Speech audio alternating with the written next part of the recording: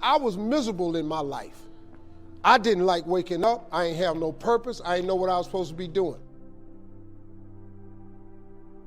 On October 8th, 1985, I walked in a comedy club for the first time, signed up for the following week. The following week, a girl took me down there. She said, "You got to go to comedy club. You're the funniest person I've ever met." I never even heard of comedy clubs. I'm 27. I walked in the comedy club.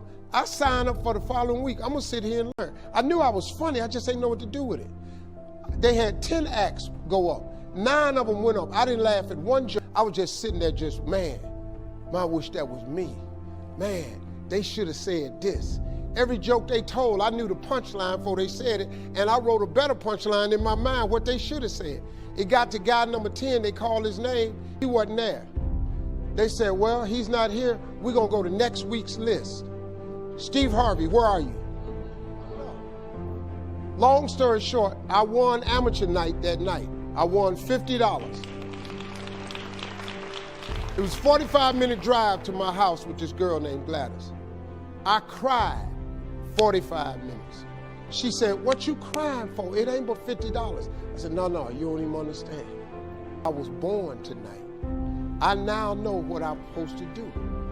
I went to work the next day, October 9th, and quit my job. With $50. I had nothing. I just never gave up. I'm gonna tell you something. That decision cost me everything I had. I lost everything. I lost my family. I lost friends. I lost everything. I became homeless. I lived in a car for 3 years. But I just saw this, I saw this vision. I just pursued it. I said, wow, that's it. You have to take chances in life.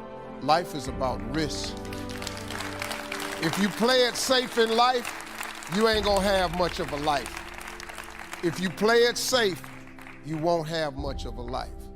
Life is risk. It takes courage to pursue your dream. Now, it's gonna cost you something. Most people are not willing to pay what it costs to go after your dream, because you're gonna have to hurt a little bit.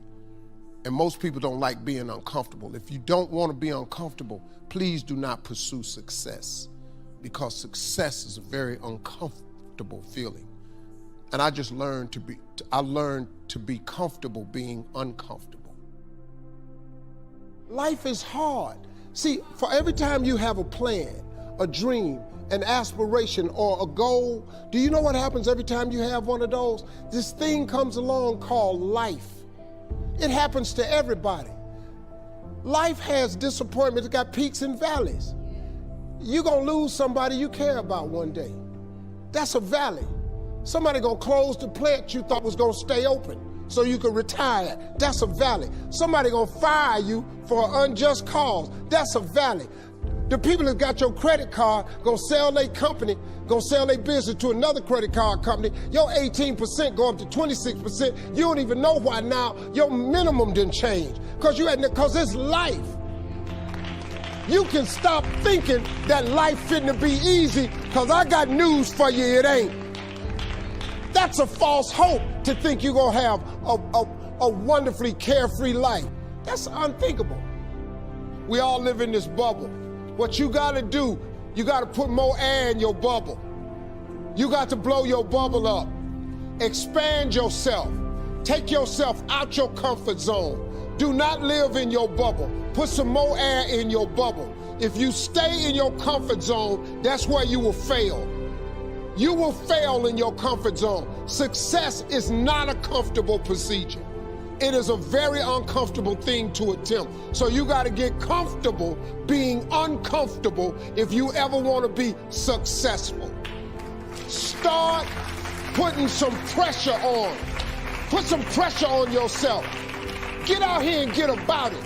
Look, I'd love to sugarcoat this thing for you. I'd love to tell you, look, you can go out here and get rich, do a couple of things. That ain't happening.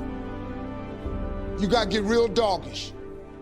You got to get downright funky if you want to make it. Now, like I was telling you before, if you want to be ordinary, you ain't even got to listen to me. Just go on about your business. If you think ordinary's cool, ain't no problem. It's some really really wonderful, ordinary people. But if you are sitting in this room and you have extraordinary aspirations, then you're gonna have to do extra. You put extra on top of ordinary and you come up with extraordinary. It's no other way. I'm sorry, but here's the fact. All of you have extraordinary capabilities, all of you. You have to decide if you are willing to do the things to put you in that category.